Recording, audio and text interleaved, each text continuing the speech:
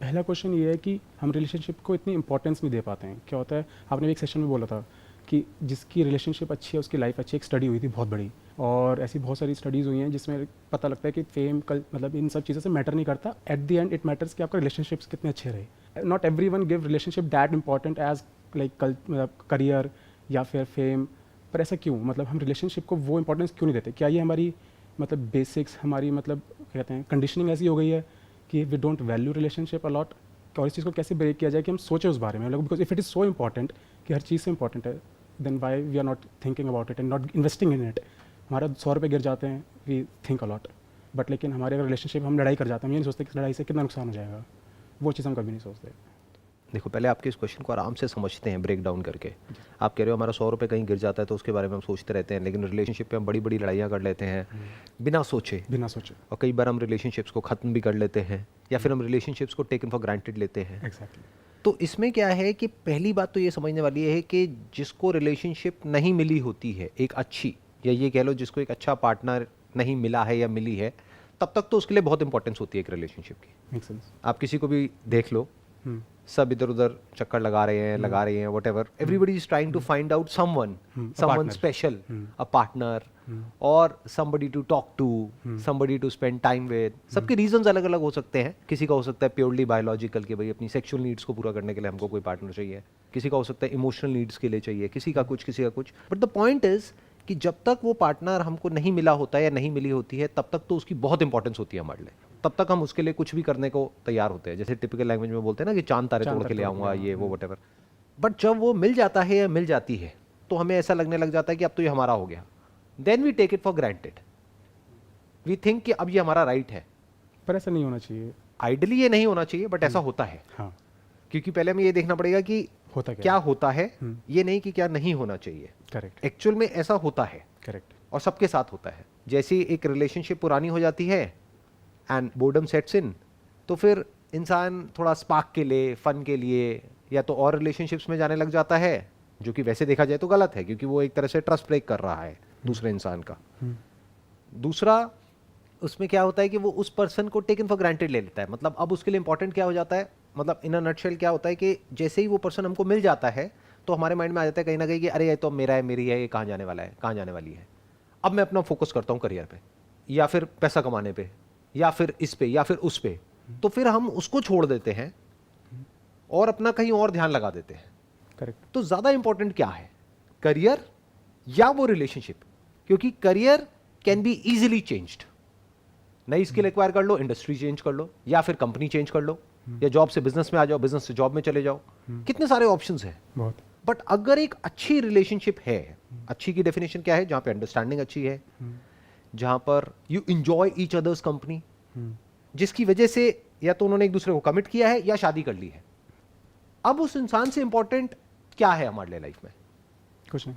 कुछ भी नहीं है। This is a fact. क्योंकि जॉब्स आती जाती रहेंगी, बिजनेसेस आते जाते रहेंगे, बन भी सकते हैं, पैसा आता जाता रहेगा, नेम फेम ये सब चीजें तो बहुत ही टेम्पररी है। बिल्कुल। लेकिन वो इंसान एंड तक आपके साथ रहने वाला है या रहने वाली है। करेक्ट। तो होना क्या चाहिए कि हमारे लिए फर्स्ट प्रायोरिटी में होना चाहिए वो इंसान। लेकिन होता क्या है कि जैसे ही वो इंसान हमको मिल जाता है, स्पेशली शादी के बाद में प्रॉब्लम बहुत बड़ी हो जाती है। क्योंकि शादी के बाद में तो बिल्कुल ही टेकन फॉर ग्रांटेड लेने लग जाते हैं लोग एक दूसरे को, कि अब तो ये मेरा हो गया, अब तो ये मेरी हो गई, अब कहाँ जाने वाला है, कहाँ जाने वाली है। ये टिपिकल जो इंडियन मेंटालिटी होती है, क्योंकि यहाँ पे जल्दी से डिवोर्स नहीं होते हैं। हाँ। फैमिली से इन्वॉल्व हो जाती है ना, बहुत प्रेशर होता है, तो उसको भी पता है कि हाँ कहाँ जाने वाली है। जहां ये थॉट आया, आप समझ जाओ कि वो रिलेशनशिप खराब होनी शुरू हो गई है। उसमें जो एक स्पार्क है वो खत्म होने लग जाएगा। और उसकी वजह से क्या होता है, जब ये रिलेशनशिप हाथ से एक्चुअल में चली जाती है, not on paper, may be divorce नहीं हुआ, बट चली गई रिलेशनशिप। चली गई का मतलब क्या, दोनों ने अपना अपना कुछ ना कुछ और ढूंढ लिया। Not a partner, but maybe something else to focus on, busy हो गए कहीं पे। वो अपना कहीं और बिजी हो गया, ये कहीं और बिजी हो गई। अब ना इसको उससे कोई ज्यादा लेना देना है, ना इसको इससे कोई लेना देना है। हाँ, एक घर में रह रहे हैं जैसे कि रूममेट्स होते हैं, बट एक्चुअल में कहीं कोई बॉन्डिंग नहीं है। तो ये बहुत ही एक टॉक्सिक रिलेशनशिप आप इसको बोल सकते हो। क्योंकि अब एक बेसिक नीड है हमारी, वो कोई डिजायर नहीं है, वो नीड है, that is to be one with the other person at a very very deeper level.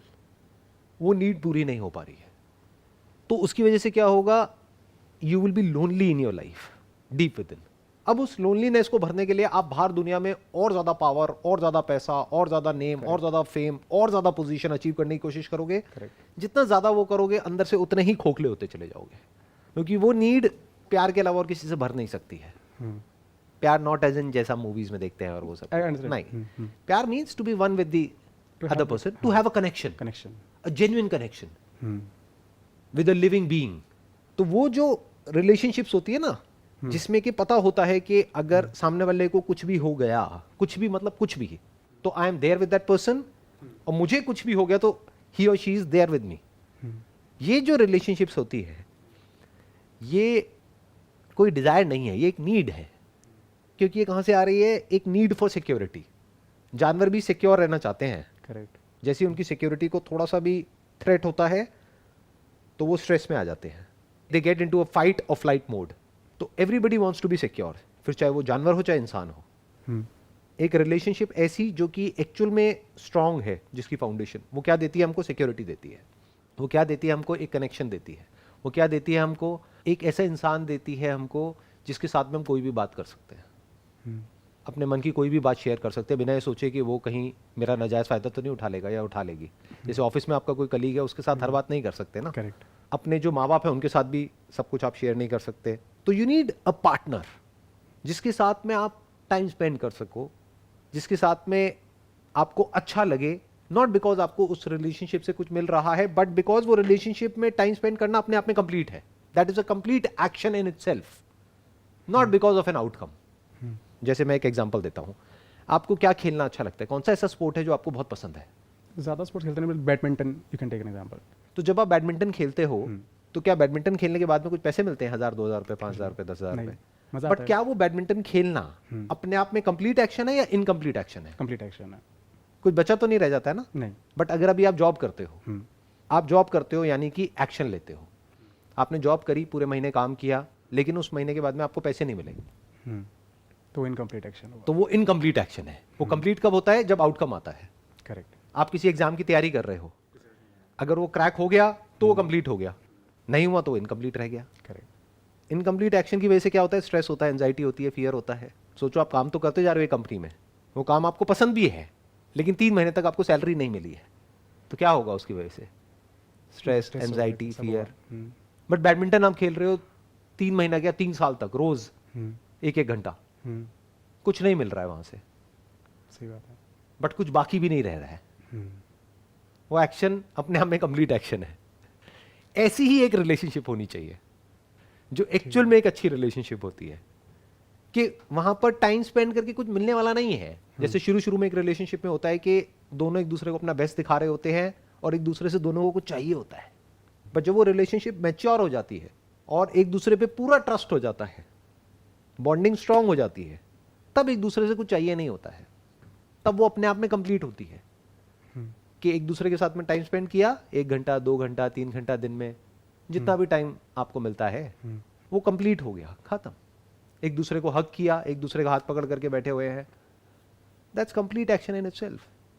ठीक है, मतलब ये चीज़ as a definition of relationship I got the point कि मतलब this is how it should be, this is like a definition of perfect relationship. But problem is how, because see अगर ये चीज़ें होंगी तो क्या होगा, लाइफ में एक हैप्पीनेस आएगी, एक सेटिस्फैक्शन आएगी, एक वो चीज़ आएगी जैसे आपने बोला कंप्लीट एक्शन है। You don't have to wait कि एक रिजल्ट आएगा उसके बाद मैं खुश होऊंगा, आप उसी टाइम पे it is a complete action. जैसे आपने बोला खेलने में उसी टाइम पे आप खुश हो जाते हो, लाइफ में कुछ भी बाकी नहीं रह जाएगा, बाकी कुछ बाकी नहीं रह जाएगा। करेक्ट। आइडियली लाइफ ऐसी होनी चाहिए जिसमें कुछ बाकी ना रह जाए। बाकी मतलब क्या, रिग्रेट। करेक्ट, कोई रिग्रेट ना हो। अब ये इतना इंपॉर्टेंट है, बट क्वेश्चन इज कि वो फिर भी ये सब होने के बावजूद जब भी मतलब ये चीज़ मतलब क्योंकि उससे क्या होगा, कंप्लीटनेस की फीलिंग आएगी, पर हम वो चीज़ भूल जाते हैं। हम क्या करते हैं, हम फिर भी लड़ाई करने लग जाते हैं, कॉन्फ्लिक्ट में आ जाते हैं। We are scared of getting in conflict with the person we love, क्योंकि हम नहीं चाहते कि जैसे आप क्योंकि होता है आप यू अंडरस्टैंड कि रिलेशनशिप इज इंपॉर्टेंट। अब आप उस जो नेक्स्ट पर्सन आप उसके साथ कॉन्फ्लिक्ट में आना ही नहीं चाहते, क्योंकि आपको पता है कि अगर आप कॉन्फ्लिक्ट में आए तो रिलेशनशिप डिग्रेड होगा, क्योंकि एक मेंटल थॉट में चीज़ें घूमती हैं at the back of your mind, क्योंकि वो कंप्लीटनेस वाली मतलब अगर ऐसे कंप्लीटनेस है तो अच्छा आपके हिसाब से रिलेशनशिप में जो ऐसा कंप्लीट रिलेशनशिप है उसमें कॉन्फ्लिक्ट होगा या नहीं होगा? ये एक गलत अंडरस्टैंडिंग है। क्योंकि अगर आप डीपली एक रिलेशनशिप को समझोगे तो कॉन्फ्लिक्ट तो होगा ही और होना चाहिए। कॉन्फ्लिक्ट एक रिलेशनशिप को अच्छा करती है, बुरा नहीं करती है। तो हमें ये कभी भी एक्सपेक्ट नहीं करना है कि एक रिलेशनशिप में कॉन्फ्लिक्ट नहीं होगा। कॉन्फ्लिक्ट नहीं होगा तो रिलेशनशिप भी नहीं होगी, क्योंकि दो अलग अलग लोग हैं ना जो साथ में आ रहे हैं, तो कॉन्फ्लिक्ट होगा। बट कॉन्फ्लिक्ट के बाद में क्या होता है, बॉन्डिंग स्ट्रांग हो जाती है। आप अभी हो किसी रिलेशनशिप में? मैं हस्बैंड, मतलब आई एम मैरिड। तो जब लड़ाई होती है, हाँ, तो लड़ाई के बाद में जब वापस से पैचअप होता है तो कैसी फीलिंग होती है? अच्छी फीलिंग होती है, you get like very close. लड़ाई के बाद में जब वापस से मिलते हैं तो एक बहुत अच्छी फीलिंग होती है। तो कहीं ऐसा ना हो कि आपके सबकॉन्शियस को उस फीलिंग में इतना मजा आने लग जाए कि अब आप लड़ने लग जाओ और पैचअप करो। इसके लिए कुछ टर्म्स भी हैं जो यूज करी जाती है, जैसे बोलते हैं ब्रेकअप सेक्स। मतलब क्या, ब्रेकअप किया 3-4 दिन के लिए, 5 दिन के लिए, हफ्ते के लिए, फिर वापस से पैचअप किया, फिर जब मिले तो एक स्पार्क आ गया वापस से रिलेशनशिप में। जैसे आप भूखे हो और फिर आपने खाया तो खाने में मजा आया ना, बस जितनी आपकी भूख है उससे ज्यादा खाने को मिल गया तो आपका फेवरेट खाना भी बेकार लगने लग गया। हाँ, करेक्ट। इस साइकी को बड़े ध्यान से समझना होगा जो बात मैं कह रहा हूं। तो there is a fine line between conflict and no conflict. If there is no conflict in a relationship, that is a very toxic relationship. क्योंकि बेसिकली क्या है, आपको एग्री करना पड़ेगा सामने वाले से। फॉर एग्जाम्पल, हमारी और गवर्नमेंट की एक रिलेशनशिप है। करेक्ट। उस गवर्नमेंट को किसने इलेक्ट किया? हमने किया है। अगर आपको उस गवर्नमेंट के जो भी एक्शंस हैं उससे कोई प्रॉब्लम है, तो जब तक उनको बताओगे नहीं, उनको पता कैसे लगेगा? जैसे ही बताओगे तो कॉन्फ्लिक्ट होगा। हाँ, करेक्ट। बताओ। ऐसे ही रिलेशनशिप में है कि दोनों में से एक अथॉरिटी बन गया कि I am the superior person, अब मैं जो कहूंगा वो करते चले जाओ। तो जब तक सामने वाला वो कर रहा है, कर रही है, कोई कॉन्फ्लिक्ट नहीं है। जैसे पहले के जमाने में होता था कि पति परमेश्वर है, मैं चरणों की दासी हूं, अब जो भी है मेरी जिंदगी में यही है, तो कोई कॉन्फ्लिक्ट नहीं है क्योंकि पति तो परमेश्वर हो गया। बट अब तो ऐसा नहीं होता है ना, नहीं, और ऐसा होना भी नहीं चाहिए, बिल्कुल नहीं। क्योंकि फिर सामने वाले की तो फ्रीडम बिल्कुल ही खत्म हो गई। Correct. So the point is कि जैसे ही आपको कुछ भी गलत लगेगा सामने वाले के एक्शंस में और आप बोलोगे, तो किसी को भी अपनी गलती सुनना अच्छा नहीं लगता है, अपनी गलती की तरफ पॉइंट आउट करना अच्छा नहीं लगता है। आप यहाँ बैठे हो, मैं एकदम से आपकी गलतियों की तरफ पॉइंट आउट करने लग जाऊं तो आपको गुस्सा आएगा। एक लेवल तक तो आप टॉलरेट कर लोगे, उसके बाद में आप कहोगे आपका कोई बॉस है, बोलता रहे बोलता रहे बोलता रहे। एक लेवल के बाद में आप कहोगे यार चुप कर, बहुत हो गया। सो द पॉइंट इज कि the moment you speak there is bound to be a conflict. उसकी भी अपनी बाउंड्रीज है कॉन्फ्लिक्ट की। ये नहीं कि कॉन्फ्लिक्ट हुआ तो कुछ भी कर रहे हैं। एक है, एक कॉन्फ्लिक्ट हुआ जिसको मिल करके, बैठ करके, बात करके, डिस्कशन करके हम सॉल्व करने की कोशिश कर रहे हैं। मानो सामने वाला एग्रेसिव हो गया है तो आप वहां से उठ करके चले गए हो, क्योंकि अगर आप भी एग्रेसिव हो गए तो हो सकता है वो रिलेशनशिप ही खत्म हो जाए, कुछ ऐसा हो जाए जो नहीं होना चाहिए। सो मैं क्या कह रहा हूं, boundaries of a conflict. Conflict क्या है? बेसिकली एक डिस्कशन ही तो है। Correct. Disagreement of point. Disagreement है। हाँ। जब भी डिसएग्रीमेंट होता है तो उसके बीच का रास्ता निकालने के लिए there must be some code of conduct, there must be some ethics, some values, some rules, some regulations in place, at least from your side, even if it is not there from the other person side, because उसकी आप guarantee नहीं ले सकते। Correct. अपने आप को तो control कर ही सकते हो ना, तो इतना आप कर सकते हो। बट कभी ये मत सोच लेना कि कॉन्फ्लिक्ट नहीं होगा या कॉन्फ्लिक्ट नहीं होना चाहिए, फिर तो रिलेशनशिप बेकार हो जाएगी। ये दो एक्सट्रीम्स हैं, ध्यान से समझना। या तो इंसान कॉन्फ्लिक्ट को अवॉइड करने की कोशिश करता है, तब वो रिलेशनशिप बेकार हो जाती है, या फिर उसको कॉन्फ्लिक्ट में मजा आने लग जाता है। लड़ाई करी, पैचअप किया, ब्रेकअप किया, पैचअप किया, बड़ी लड़ाई करी, और जितनी बड़ी लड़ाई करोगे उसके बाद जब दोबारा से मिलोगे तो एक अलग ही इंटेंसिटी होगी उस मिलने में, तो उसमें मजा आने लग जाएगा। अगर उसमें मजा आने लग गया तो अब आपका जो सबकॉन्शियस माइंड है वो बार बार आपकी लड़ाई करवाएगा। करेक्ट। तो लड़ना नहीं है और लड़ाई को अवॉइड भी नहीं करना है। क्या करना है? पीसफुली लड़ाई करनी है, पीसफुली अपने पॉइंट को सामने वाले के आगे रखना है। That is a fine line जिसको मेंटेन करना होता है। आई एम नॉट श्योर आप कितना इसको देख पा रहे हो जिस लेवल से मैं बात कर रहा हूं। I am trying my best. मतलब क्योंकि maybe we are not perfect, and what happens is कि हम भी कॉन्फ्लिक्ट मोड में आ जाते हैं, like we try to maintain that balance, because okay if you are putting your point कि आप अंडरस्टैंडिंग, चलो ठीक है आज शांति से एक टॉपिक पे बात करते हैं, आपने टॉपिक पे बात स्टार्ट करी, पर क्या होता है सामने वाला person then he gets into a conflict mode because he doesn't know कि आप किस मोड से बैठे हो। तो क्या होता है ना, you get like into a bouncing place कि आप सुन रहे हो देन आपने भी एक सेशन में बोला था कि एक पॉइंट आता है, ठीक है मैं सुने जा रहा हूँ और तू मतलब now you are like getting that point, तो फिर वो लड़ाई कॉन्फ्लिक्ट हो जाता है। Like you have to from your side also you have to एक पॉइंट पर आके रुकना पड़ता है। तो फाइंड बैलेंस का, how to maintain that balance in that scenario, वो आई थिंक पर्सनल लेवल पे यू हैव टू लर्न। आपको क्या करना है, आपको हर बात पे नहीं लड़ना है, चूज योर बैटल।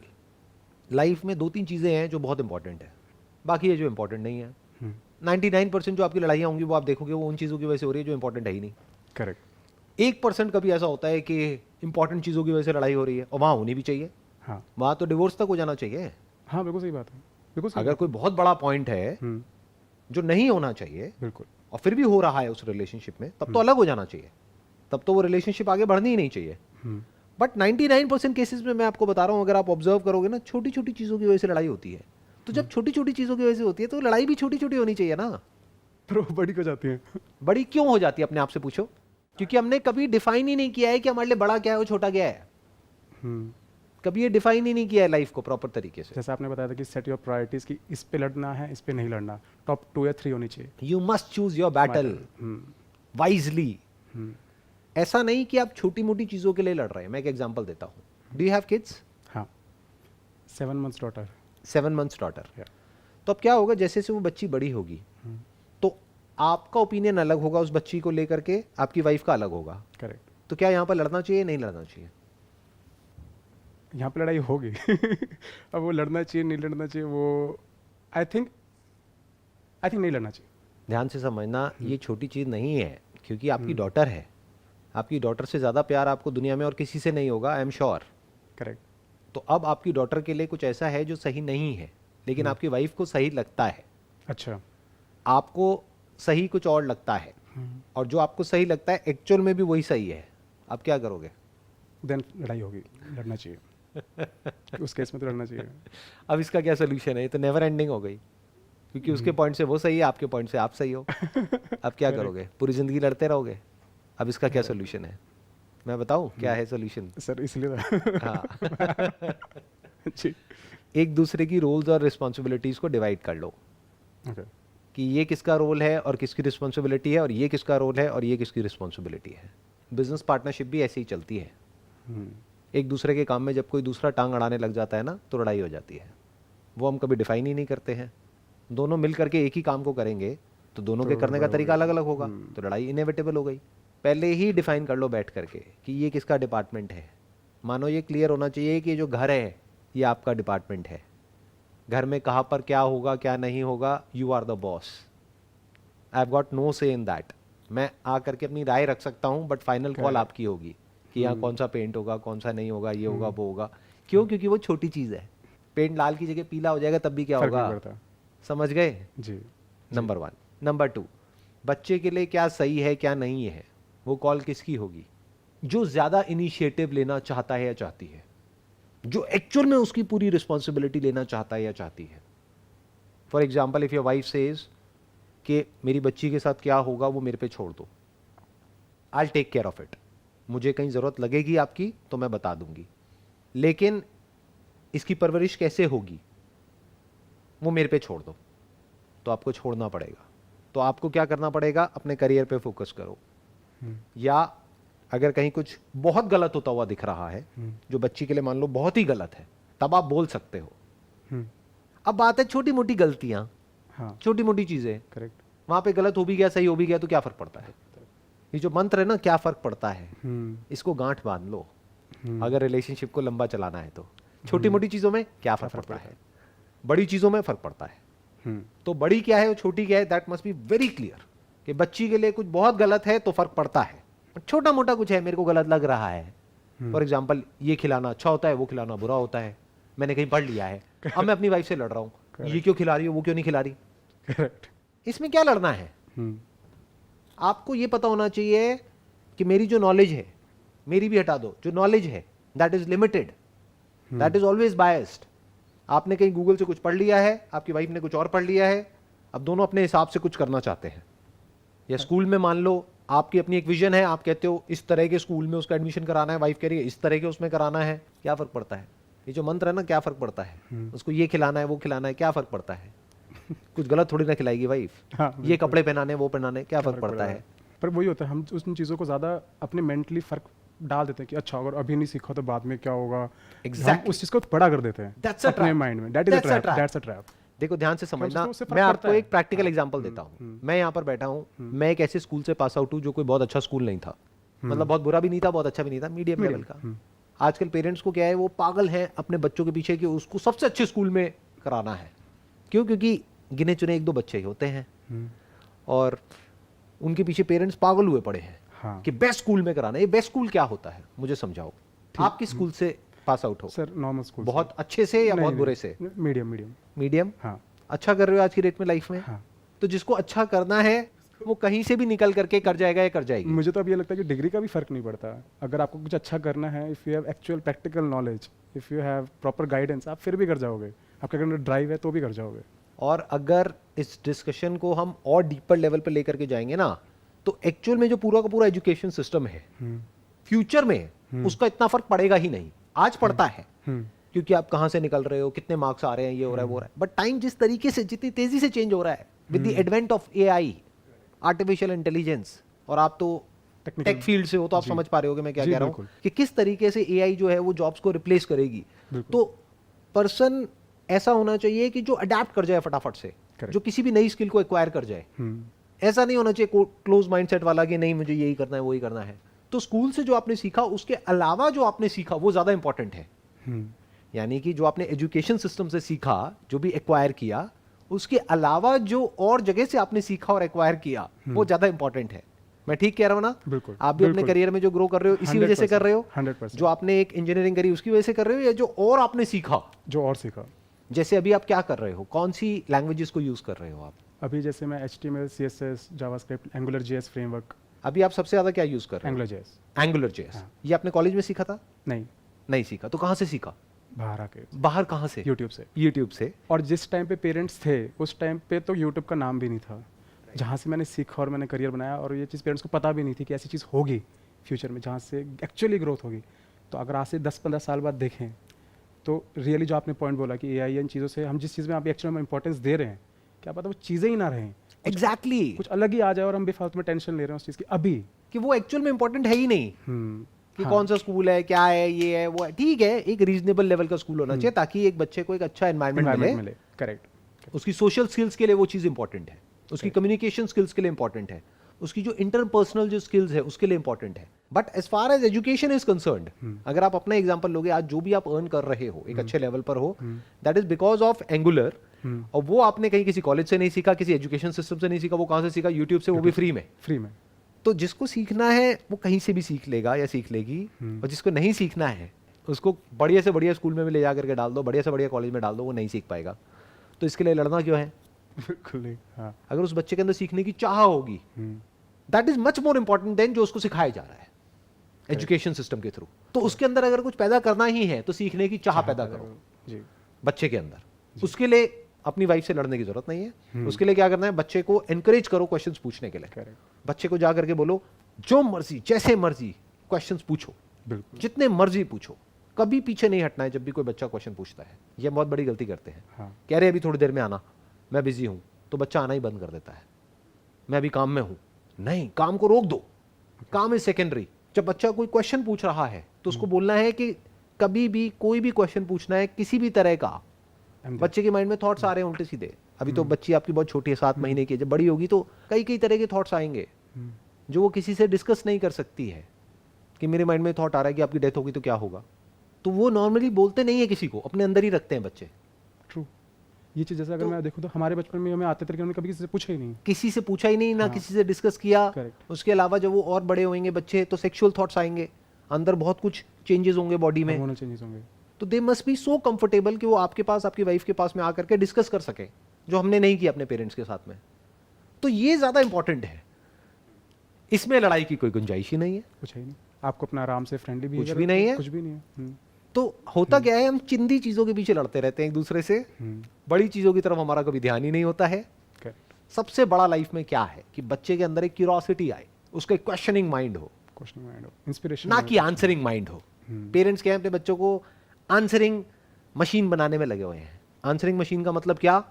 कि जो भी एजुकेशन सिस्टम में सिखाया जा रहा है उसको रट लिया और जा करके एग्जामिनेशन में वो सब लिख करके आ गए, मतलब बढ़िया से बढ़िया आंसर दे दिए और उसके नंबर्स अच्छे आ गए और वो कह रहे हैं देखो मेरा बच्चा कितना इंटेलिजेंट है। अरे आंसर से बच्चा इंटेलिजेंट नहीं होता है, क्वेश्चन से होता है। लेवल ऑफ इंटेलिजेंस का पता इससे लगता है कि उसके लेवल ऑफ क्वेश्चंस क्या है, not the level of answers. इस हिसाब से तो गूगल इंटेलिजेंट है, उससे किसी भी क्वेश्चन का आंसर पूछ लो वो 1 सेकंड में बताएगा आपको। तो एक्चुअल में इंटेलिजेंस का मतलब क्या है वो पहले हमें समझना है, फिर बच्चे को समझाना है। उसके लिए किसी से कोई लड़ाई झगड़ा नहीं है।